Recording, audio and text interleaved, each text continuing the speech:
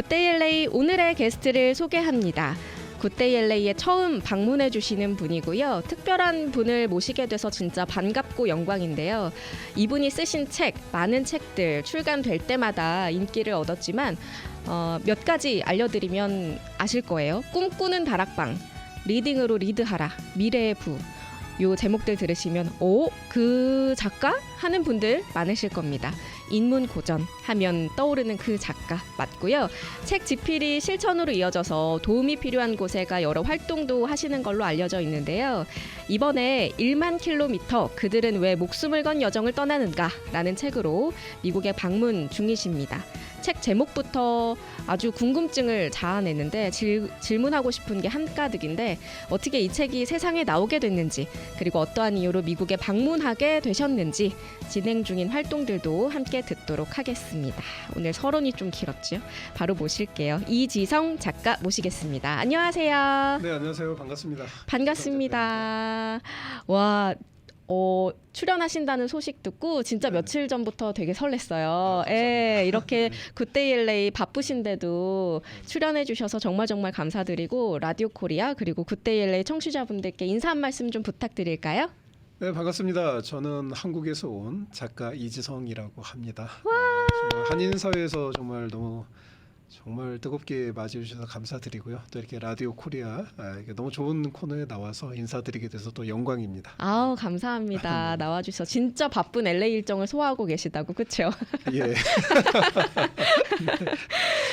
이곳에 계시는 이유가 사실 그 앞에 제가 잠깐 말씀을 드렸는데 1만 킬로미터 그들은 왜 목숨을 건 여정을 떠나는가 요 책 덕분이잖아요. 맞습니다. 제목부터 아주 호기심을 많이 자아낸다고 말씀을 드렸는데 목숨을 건 이들의 그 1만 킬로미터 여정 요게 북한에서 중국 거기서 동남아를 거쳐서 대한민국까지 오는 대한민국까지. 그 거리를 대충 10,000km로 이제 와, 잡고 있습니다.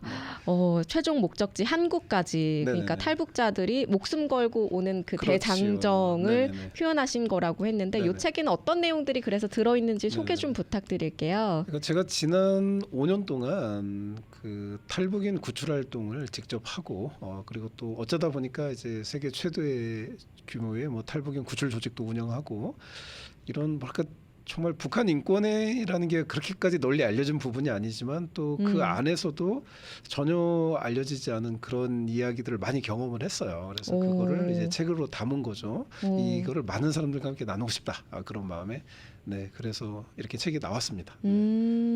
보니까 그 사연들이 많이 수록이 돼 있어서 좀 이렇게 술술 읽히더라고요. 물론 내용 자체는 굉장히 좀 무거울 수도 있고 그렇죠. 위험한 상황, 어떤 사람들의 목숨 건 이야기이긴 하지만 읽기에는 아주 재밌었어요. 재밌으면서도 막 이렇게 눈물이 나고 그러지 않으셨나요? 이렇게까지 위험하다고 싶기도 하고. 그래서 사실 그 책에 있는 거는 그 한 10%밖에 제가 서술을 못했어요. 그러니까 그게 10%밖에 안 돼요? 뭐 나머지 90%는 너무 잔인하고 뭐 그래서 참 이렇게 그 토마스 제이 버건탈이라는 분이 계세요. 그분이 이제 국제사법재판소 판사셨는데 지금 이제 인권 운동을 하고 계십니다. 그분이 좀 충격적이기도 어렸을 때 그 나치 수용소 2곳에 수감이 되어 있었어요. 첫 번째가 아우슈비츠. 거기서 살아남아서 작세나우제는 아우슈비츠 이상의 악명 높은 나치 수용소인데 거기서 이제 어린 시절을 보내고 살아남고 그리고 이제 다시 전쟁이 이제 2차 세계대전 끝나고 이분이 이제 사회에 나와서 정말 공부를 열심히 해서 국제사법재판소 판사까지 되셨는데 이분이 이제 국제사법재판소에 계시면서 북한 기록을 많이 보신 거예요. 이분이 그래서 북한에 대해서 남긴 말이 있습니다. 그게 뭐냐면 북한은 내가 경험한 두 나치 수용소보다 더 잔인하고 사악하다. 그러니까 진짜요? 우리가 나치 수용소 하면은 그 상상 가시잖아요. 그것보다 더 심한 곳이 북한이고 이제 거기에서 일어나는 일들과 또 거기서 탈출해 온 사람들의 이야기인데 그래서 나머지 90%는 제가 쓸 수가 없었어요. 너무 그게 좀 잔혹하고 그래서 제가 차마 이제 펜을 들어서 그 내용을 쓸 수 없을 정도여서 그리고 또 이게 뭐 대중적인 책이 돼야 되니까 그래서 어떻게 하면 이거를 좀 재미있게 쓸까 기왕 같은 내용인데 또 이렇게 빨리빨리 읽혀야 되잖아요. 뭐 또 책을 그건 많이 그래요. 또 책을 많이 사셔야 되니까. 그건 그래요. 예. 책을 낸 이유가 있으니까 네네. 그렇죠. 근데 또 어떤 분들은 그러면 이 작가 또 뭐 북한 사람들 이야기 팔아먹으려고 한 거 아니냐 그런데 그런 시각도 있어요? 예, 네 맞습니다. 팔아먹어야죠. 작가인데 작가가 글을 팔아먹고 살지 뭘 팔아먹고 살아요. 근데 아니 근데 관심을 이제 근데 집중시켜야 하니까. 또 여기서 뭐 반전이 있는데 네. 제가 여기 이제 이 책이 나오면서 출판사로 제가 2억 원을 입금을 합니다. 출판사한테 돈을 받는 출판사로요? 게. 예, 그래서 마케팅 비용으로 쓴 거죠. 예. 본인이요? 예, 이거는 어머. 이제 제 어떤 사적인 걸 넘어서서 어떤 굉장히 공적인 부분이라고 제가 판단했기 때문에 그래서 뭐 서울에서 버스 광고도 제가 직접 하고 그래서 진짜요? 네네네, 그래서 열심히 했는데 뭐 망했습니다.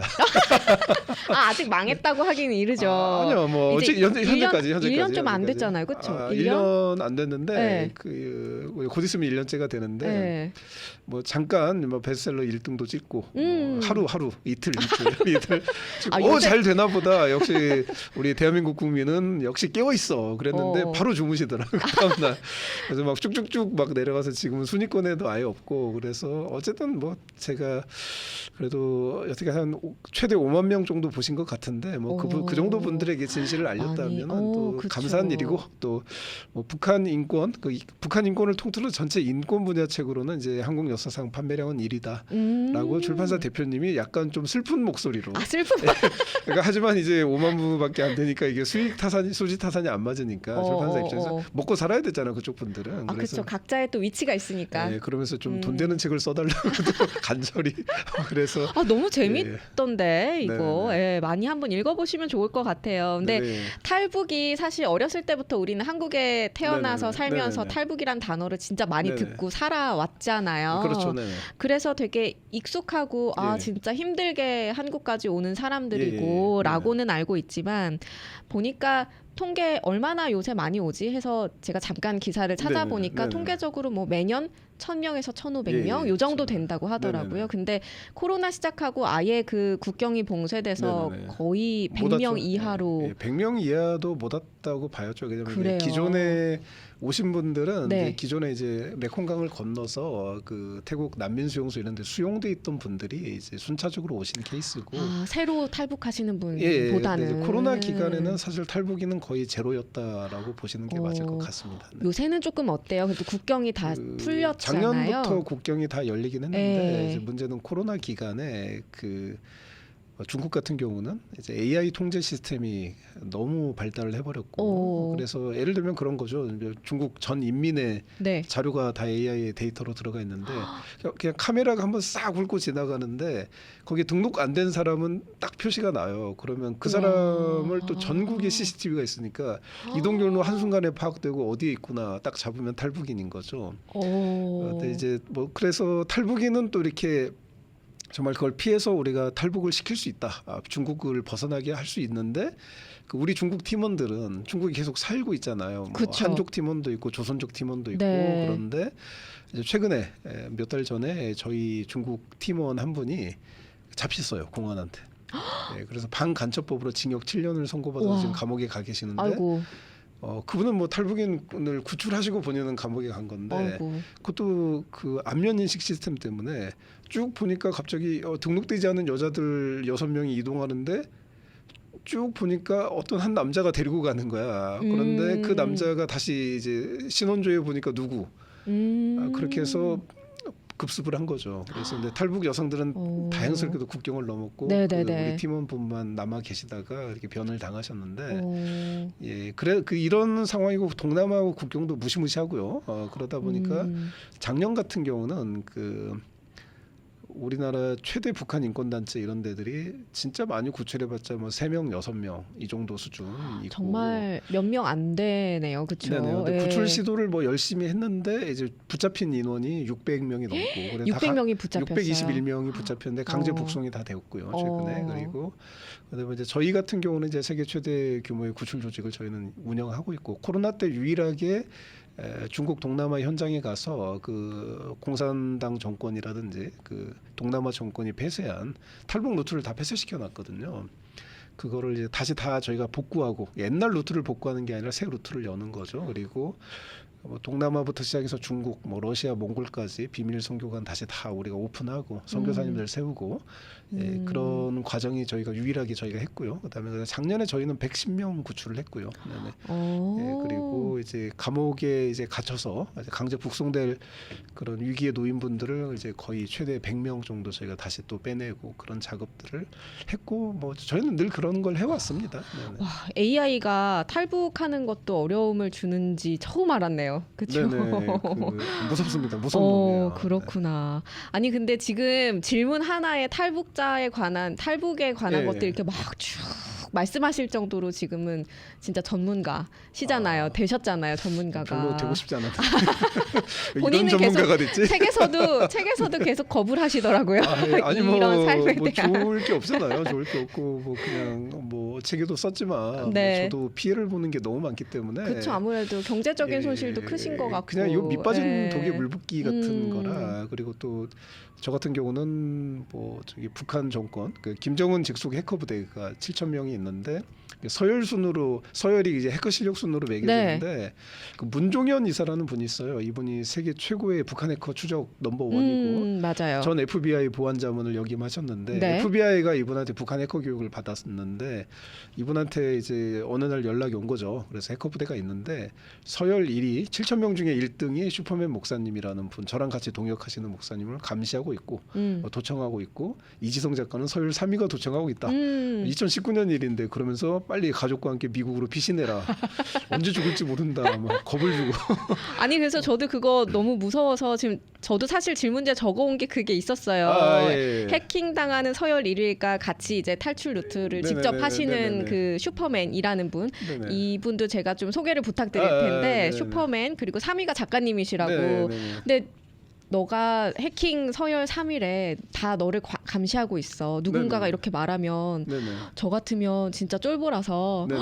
하면서 당장 좀 그만둘 것 같거든요. 아니 이게 피부로 안 느껴져서 뭐 해킹하고 감시한다는데 저한테 안 들키는 거잖아요. 그러니까 뭐 하나 뭐 이 정도지. 아니 뭔가 이렇게 느껴진 적 없어요? 감시하고 전혀 있나? 없어요. 전혀 몰랐죠. 모르니까 이제 문종현 이사가 저를 불러서 해킹당하고 있다 그래서 싹 뭐 다 바꾸고 전자기기랑 뭐 난리가 났었는데. 그렇구나. 그리고 또 이제 제가 지금 서울에 강남에 집이 있는데 또 경찰청 안보수사과에서 찾아와서 저희 집 주소가 노출이 됐다고 가족 데리고 피신하라고.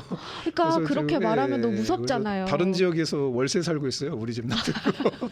아니 또 뭐 월세를 살면 또 이제 이렇게 부동산 경제가 돌아가는데 이바지하고 그러니까 아니 또 뭐 좋은 마음으로 살고 있긴 한데. 아이들도 있고 하니까 조금 불안하실 것 뭐 같고. 새로 환경이 바뀌고 새 친구들도 사귀고 좋아하더라고요. 너무 긍정적이신데. 새로 간 지역이 또 이제 뭐 강남은 워낙 그 재미없는 그 아이들한테는 도시화가 첨단이 되어 있는데 거기는 약간 자연이 있어서 아이들이 되게 좋아. 그래서 이게 뭐 긍정적 요인인가 좋은 건가 뭐 이렇게 생각하고 있습니다. 그렇구나. 아니 근데 처음부터 탈북자한테 관심이 있진 않으셨을 것 같아요. 관심이 그쵸? 없었죠. 무관심했고. 아예 그러다가 근데 이렇게 딱 계기가 있었어요. 그럼 이제 슈퍼맨 목사라는 분을 우연히 만났는데 슈퍼맨 목사라는 분이 원래 알던 분은 아니시고 뭐 사실 뭐 타임머신이라는 게 있다라면 돌아가서 절대 안 만나고 싶은 인물인데 어쨌든 그런 분이 계신데 목사님인데 이제 한국에 그 도희훈 대표라는 사람이 있어요. 피랍 탈북 인권연대 대표고 그다음에 강철환이라는 분이 계세요. 이분은 이제 탈북인 중에 미국 대통령을 최초로 만난 분이에요. 그래서 부시 대통령을 되게 유명한 분이에요. 탈북인 중에서. 이 두 분이 그런 일이 있었어요. 2006년도에 조선중앙TV라고 북한 TV 방송에서 한복을 예쁘게 차려입은 또 이렇게 그 아주머니 아나운서죠. 그 북한식 있잖아요. 유명한 그분. 뭐 이렇게 좀 살집 좀 있으시고 그분 알죠. 우리 북한은 이렇게 잘 먹고 잘 산다라는 걸 표현해주는 그런 스타일의 그 아나운서가 나와서 이제 그 북한 정권의 이제 공식 살해 명령을 그러니까 우리 공화국의 이름으로 너를 처단한다라고 공식 살해 협박을 한 사례가 있었는데 넘버 원이 도희훈 대표예요. 그 넘버 오. 2가 강철환 대표입니다. 오. 그러니까 절대 만나서는 안 되는 사람이죠. 위험한 사람들인데 오. 이 두 사람이 공통적으로 슈퍼맨 목사에 대해서 어떻게 증언을 하냐면 네. 제가 책에도 그 두 분의 추천사가 들어가 있는데 북한에는 비공식 그 수배가 있대요. 수배 순위가 넘버 1이 슈퍼맨이다. 그러니까 저는 그분 큰일 아니 나셨네. 뭐 공개 수배 아니 공개 살해 명령을 받은 두 명이 아, 우리는 아무것도 아니다. 그러니까 이 작가가 그런 목사 옆에서 하고 있다. 이런 얘기를 해줘서 근데 그 네. 정도로 무서운 사람인데 이분이 이제 왜 그렇게 됐냐라면 그 탈북인을 여태까지 이제 한 4,300명 넘게 구출하신 분이고 네. 그러니까 30년 하셨더라고요. 예, 30년 맞죠? 정도 예. 됐고요. 그다음에 탈북인 구출 루트를 최초로 다 개척하신 분이에요. 그래서 최초예요. 예, 그래서 그 이후에 오. 생겨난 이제 많은 루트들은 네. 이분이 처음에 개척한 거기서 다 뻗어나간 그걸 기반으로 예. 오. 예, 그런 분이니까 얼마나 북한 정권이 죽이고 싶겠어요. 그러니까 완전 그러네요. 예. 북한 정권은 탈북인이 반역죄인이거든요. 제일 체제에 위협이 되는 맞아요. 존재인데 예. 그거를 4,300명을 만들어낸 인간이잖아요. 그러니까 그리고 3만 명, 3만 4천에 달하는 탈북인들이 오는 그 거의 모든 루트가 이분을 통해서 파생이 됐으니까 이제 공화국의 제1적인 거죠. 그런데 이제 이런 위험 인물이다 보니까 북한 인권 운동이나 북한 선교를 제대로 하시는 분들은 이제 얼굴과 이름을 공개할 수가 없습니다. 공개 석상에 나올 수가 없어요. 네. 왜냐면 자기 신분이 노출되면 바로 그쵸, 죽으니까. 그쵸. 안 되죠. 그래서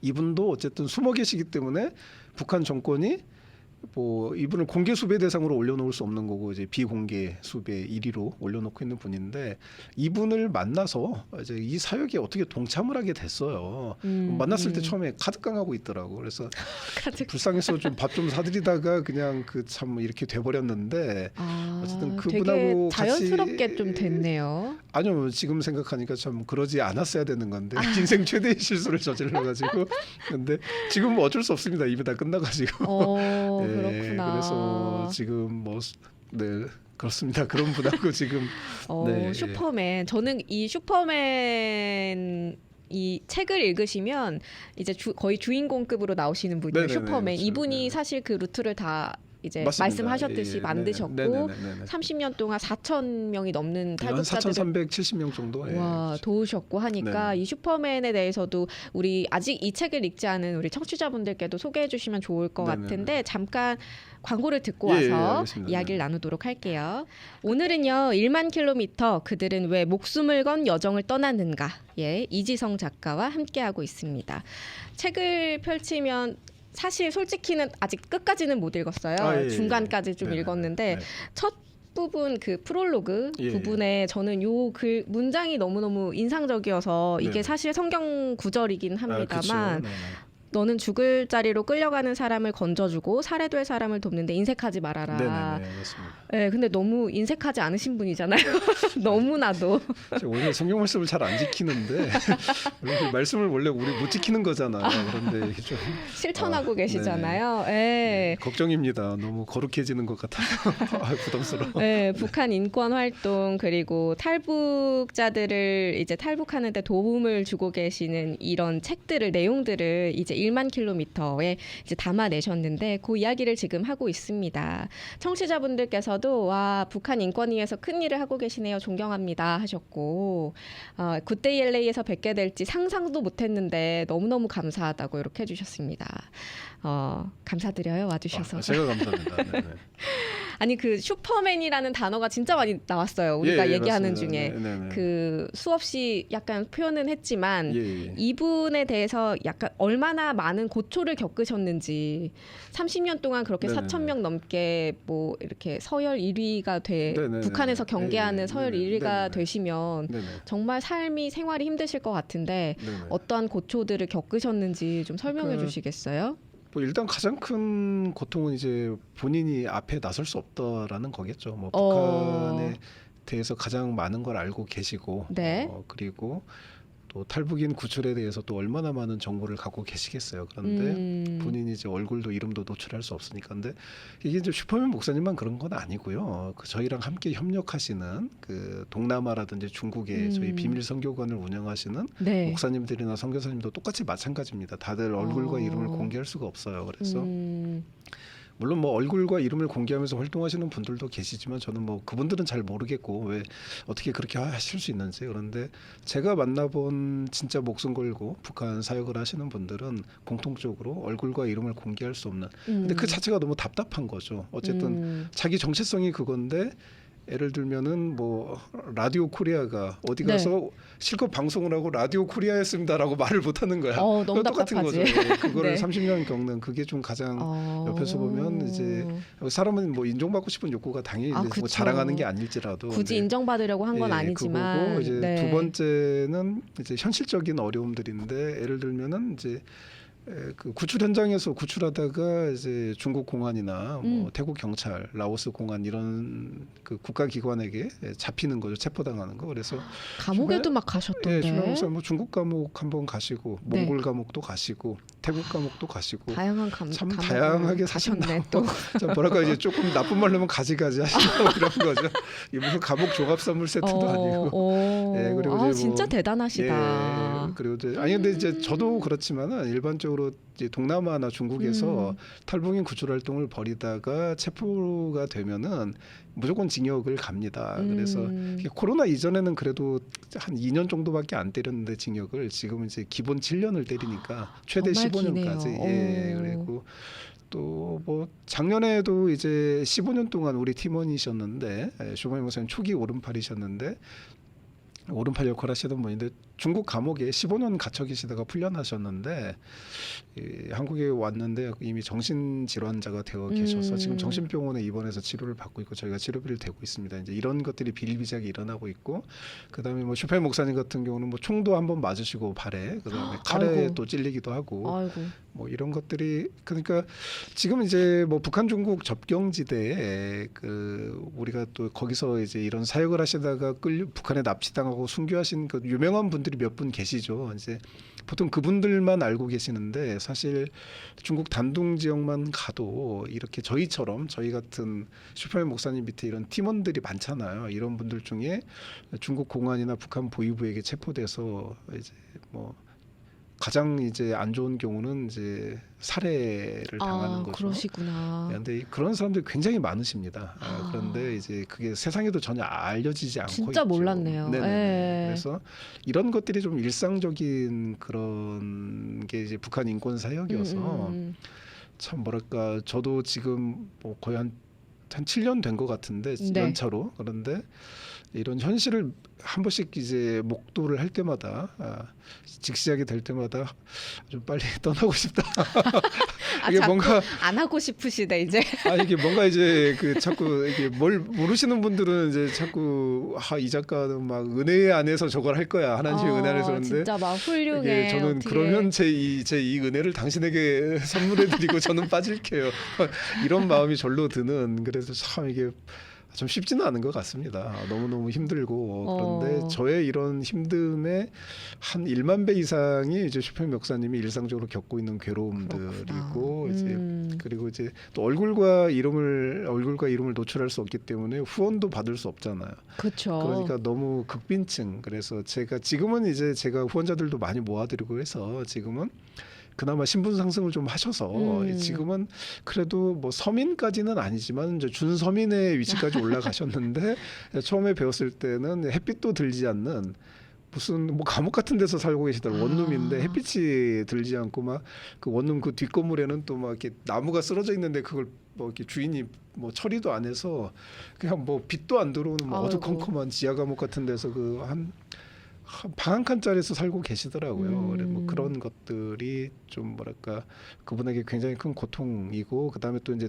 아드님 두 분이 아드님도 미국에 계셨구나. 계세요. 예. 미국에 계시는데 최근에 이제 둘째가 결혼해서 손주도 나왔는데 이 두 아들이 원래 중국에서 초등학교를 다니고 있었는데 네. 북한 보위부가 이제 슈퍼맨을 계속 이제 체포하려고 그쵸. 하다가 실패를 했어요. 네. 그러니까 얘네들이 이제 되게 사악한 수를 쓴 거죠. 슈퍼맨 목사 자녀를 파악을 해서 그 초등학교로 납치를 하러 간 거예요. 그래서 슈퍼맨한테 네 두 아이를 우리가 갖고 있으니까 네가 스스로 나와라. 아이는 돌려주고 우리는 북한으로 가겠다. 뭐 그런 이제 딜을 하려고 했겠죠. 그런데 정말 다행스럽게도 그날 이 두 아이가 학교를 안 갔어요. 이건 진짜 예, 신이 도왔다라고밖에. 그래서 허탕을 친 거죠. 허탕을 쳤는데 학교가 당연히 발칵 뒤집혔죠. 갑자기 북한 사람들이 와가지고 막 뒤지고 다니니까. 그래가지고 이제 그런데 그 다음 날 이제 어쨌든 뭐 어디 밝힐 수 없는 그런 기관에서 와서 미국과 한국에서 동시에 와서 당장 미국으로 가족이 떠나야 된다. 슈퍼 목사도 떠나라. 그런데 목사님은 이제 한국으로 돌아오셨고 그냥 본인이 미국으로 가면 구출 작업을 할 수 없으니까. 그리고 가족들이 그 미국 비자가 하루 만에 나왔어요. 아침에 신청했는데 오후에 나와서. 그렇게 빨리 나와요? 네, 그래서 아니 이게 너무 급박하네. 아까 말씀드린 그렇구나. 이름을 밝힐 수 없는 기관들이 움직여서 이게 바로 그 북한 관련 정보를 와, 진짜 캐치하고. 다른 무슨 뭐 세계가 영화 있구나. 같은 이야기인데 그런데 이제 그런데 그 두 아들을 이게 첫째 아들은 이제 코로나 때 아니 코로나 그 끝나고 바로 보셨는데 첫째 아들이 한국에 와서 네네.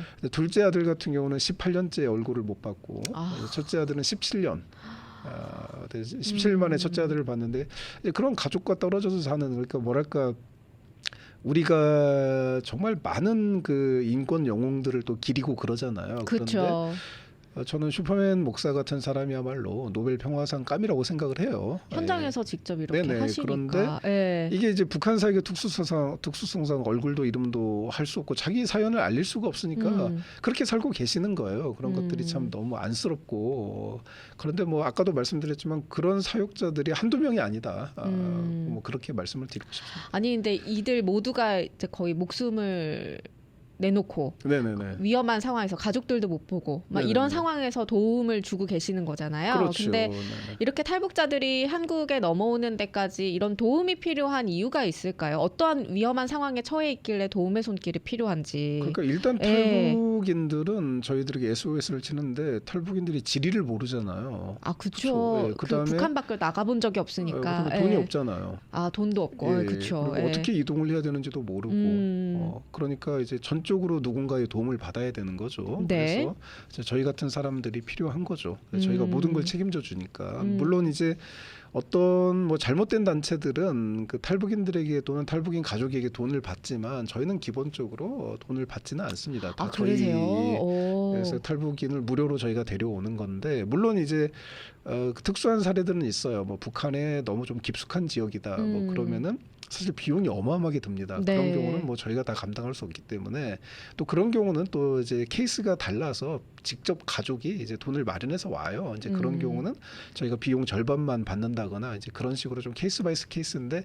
기본적으로 저희가 구출하는 사람들의 거의 99%는 무료로 다 저희가 구출하는 그런 일들을 하고 있죠. 네. 근데 한국에서는 사실 탈북자에 대한 관심이 그렇게 높지 않다고 생각을 하는데 네네네. 오히려 미국 사회에서 좀 반응이 왔어요. 네, 하버드의 초청을 네네네. 받아서 네네네. 그 하버드 교육대학원에서 강의를 하셨다고. 하버드 뭐 작년에도 초대받아서 네, 왔었고요. 그 얘기 좀 네네. 해주세요. 아니 근데 미국 뭐 사람들은 어떻게 요거를 좀 받아들이나요? 미국 사람들이 다 그런 건 아닌데 네네. 근데 기본적으로 제가 느꼈던 거는 미국 사람들이 그 인권에 관심이 굉장히 많더라고요. 그럼요. 자유와 예, 인권에 그렇죠. 대해서 그리고 그들이 그렇게 마음이 되게 따뜻해요. 따뜻해서 북한 사람들 이야기하면서 펑펑 울어요 본인이. 그래서 나도 안 우는데 되게 미안하고 그래서 감정이입도 잘하죠. 같이 울어야 돼. 네, 다들 MBTI F인 것 같아. 미국 사람들은. 아니 그래서 저는 당황해서 막 내가 죄인이 된 것 같아. 아니 같은 민족인 나도 안 우는데 왜 이분들은 울고 내가 감정이 부족한가? 맞아요. 내가 나쁜 놈인가? 아 그랬군요. 이제 이해를 했습니다. 네. 맞아 보니까 그때뿐이더라고. 그래서 막 울면서 도와주겠다 어쩌겠다 하나도 안 도와줬던 나중에는. 예, 뭐 그런데 어쨌든 뭐 하버드에서 일단 요청이 와서 네. 영광스럽게도 이제 하버드에 왔다 갔다 하게 되었고 그다음에 저도 내일 같은 경우는 여기 뭐 미국 인문대학이 하버드라고 불리는 네. 포모나 칼리지에서도 이제 특강을 하거든요. 내일 포모나 칼리지에서 네, 하세요. 네네네. 몇 시 하세요? 모르겠어요. 아, 10시에 차가 그냥 호텔 앞으로 옵니다. 아, 그냥 그래서 타고 움직이시는구나. 가면 돼요. 타고 가면 이제 다 이제 그 일정이 끝나는 시간이 오후 3시 반인가 뭐 그러니까 뭐 저는 뭐 지금 LA에 와서 아무 생각 없이 그냥 무조건 네. 뭐 우리 미주 성시운동본부 김재곤 장로님 위해서 무조건 차가 움직이고. 오니까 무조건 타면 돼요. 타고 그냥 이름 모를 곳으로 저는 어딘가로 계속 이제 끌려다니는 그런 분위기라. 예. 아니 근데 여기 매개체가 돼서 이제 국제사회에서도 조금 네네네. 더 관심을 보일 만한 어떤 계기가 되면 좋은 거니까요. 저는 뭐 예. 별로 왜냐하면 이런 활동이 많아질수록 저도 북한 정권의 타겟이 더 맞아. 되기 때문에 이게 예. 딜레마죠. 이거를 맞아. 정말 알려야 된다는 사명감이 저에게는 있지만 이거를 알린다고 해서 나에게 어떤 이익이 있는가? 대표적으로 이제 하버드를 갔다 왔다. 한국 사람이 아무도 관심이 없어요. 그러니까 제가 예를 들면 하버드에 뭐 인문학 특강을 하러 갔다. 그러면 뉴스에 굉장히 크게 나왔겠죠. 그렇겠죠. 그런데 예. 뭐 기자분들도 그래 하버드 왜 갔어요? 아니 뭐 탈북인 관련해서 그러면 네 그러면 다들 그렇구나. 다들 무관심하고 그래서 오. 굉장히 한국 사회 벽이 높습니다. 그런 벽이 그래서 뭔가 이게 참 힘들고 그리고 이런 활동이 앞으로 또 미국에서 보면 많아질 수밖에 없을 것 같은데 지금도 뭐 여러 군데서 요청이 오고 그래서 그렇죠. 근데 이제 딜레마죠. 이거를 계속했을 때 나와 내 안전의 가족은 아무도 책임져 줄 수 없는데 중요한 부분이에요. 이거를 내가 이렇게 하는 게 옳은 건가 아니면 내가 이런 요청에 절대 응하지 않고 그냥 숨어서 슈퍼 목사님 그냥 조력자로서만 있는 게 오히려 더 안전하지 않을까 더 낫지 않을까 뭐 심지어는 지금 오늘이라도 때려치워야 되는 거 아닌가 별의별 생각들을 다 하게 되는데 뭐 저는 뭐 인간이라서 그렇습니다. 제가 무슨 성인군자도 아니고 그래서 저는 슈퍼 목사님한테도 종종 그래요. 제가 목사님 옆에서 지켜보니까 이거를 탈북인 구출을 하지 마시고 우리가 차라리 스타트업을 하나 만듭시다. 그럼 우리 10년 안에 삼성 만들 수 있을 것 같다. 이 정도 에너지와 노력이면 뭐 그런 말을 할 정도로 또 많은 이 에너지가 들어가는데 이제 어떻게 보면 이제 우리 뭐 저도 사람이니까 내가 맞아요. 이런 걸 했을 때 어떤 뭐 최소한의 뭔가 돌아오는 게 있어야 되는데 아예 그렇죠. 없고 그냥 완전 이제 밑빠진 독에 물 붓기가 끝없이 되니까 저도 많이 지치고 그런데 그래도 뭐 제가 또 끝까지 해야겠죠. 네. 싫다. 이제 이게 마지막이다 하면서 계속 하실 것 같아요. 제가 봤을 때는. 그러니까 이제 이런 저를 만나고 여태까지 이제 북한 인권이나 북한 선교에 되게 후원을 많이 해오셨던 분들이 저를 만나면 다들 되게 당황해하시고 충격을 받아요. 그냥 그동안 본인들이 만나왔던 분들은 다들 막 북한 사람들 고통받는 거 보여주면서 막 제가 할렐루야 평생 하겠습니다. 저는 뭐 오늘도 기도하면서 나아갑니다. 그러는데 저는 그게 다 뻥이라고 봅니다. 이렇게 쿨하게. 왜 그러냐면 진짜로 하면은 고통밖에 없는데 그런 말이 나올 수가 없어요. 그리고 또 계속 하려면 이런 마인드도 좀 필요해요. 그래서 맞아요. 저는 뭐 쉽게 말해서 진짜로 하는데 저에게는 좋은 게 하나도 없는데 그래서 정말 저는 너무 힘들고 하기 싫고 제가 진짜로 해보니까 이거나 할 게 못 된다. 여러분도 되도록 빨리 떠나라. 가까이 오지 마라. 힘들어진다 인생이. 이런 얘기를 하니까 이제 다들 당황해하고 그러는데 그럴 수 있을 것 저는 같아요. 이제 뭐 저의 이야기가 이제 뼈 있는 농담이죠. 그렇죠. 진심이 뭔지는 다 아실 거예요. 우리 이 방송을 듣고 1만 킬로미터 요 책을 보고 싶으신 분들도 계실 거고 한번 그리고 우리 LA에 계신 우리 라디오 코리아 청취자분들도 이제 처음 뵙는데 마지막으로 좀 인사 한 말씀 부탁드릴까 메시지 잠깐 남겨주세요. 알겠습니다. 네, 인사 한 말씀 부탁드릴게요. 좀 당황스럽게 처음 해봐서. 네, 우리 LA 우리 청취자 여러분 또 유튜브로 보시는 여러분 진심으로 반갑습니다. 라디오 코리아라는 이 어마어마한 곳에 또 저를 초청해 주셔서 너무 감사하고요. 또 오늘 정말 정말 여러분들의 뜨거운 성원에 힘입어서 이렇게 북한 인권 이야기를 저도 이제 오늘 최대한 유쾌하게 하려고 노력을 했습니다. 너무 유쾌했어요. 네. 이거 뭐 이런 얘기하면서 저 질질 짜고 싶지 않아요. 그래서 노력했는데 이제 또 반응이 또 다 좋으신 것 같아서 너무 감사드리고요. 또 LA 한인 사회에서 저를 또 되게 따뜻하게 맞이해 주셔서 정말 기쁨을 누리고 있습니다. 그래서 너무 감사드리고요. 정말 북한 인권이라는 정말 정말 암흑 같아 보이는 그런 세계지만 또 우리가 한 사람 한 사람이 여기에 관심을 보이면 이 암흑의 세계가 언젠가는 정말 빛의 세계로 바뀔 수 있지 않을까. 그리고 그날이 한반도가 정말 자유민주주의 통일이 되는 정말 한반도에서 자유와 인권이 넘쳐흐르는 그런 때가 되지 않을까. 그때를 위해서 저도 열심히 나아갈 거고요. 여러분께서도 마음을 함께 모아주시면 진심으로 감사하겠습니다. 오늘 어려운 자리 해주셔서 감사드리고 유쾌하게 말을 풀어주셔서 정말 감사드리고요. 제가 감사합니다. 다음에 또 LA 오시게 되면 또 굿데이 LA 들려주시길 바라겠습니다. 감사합니다. 네, 고맙습니다.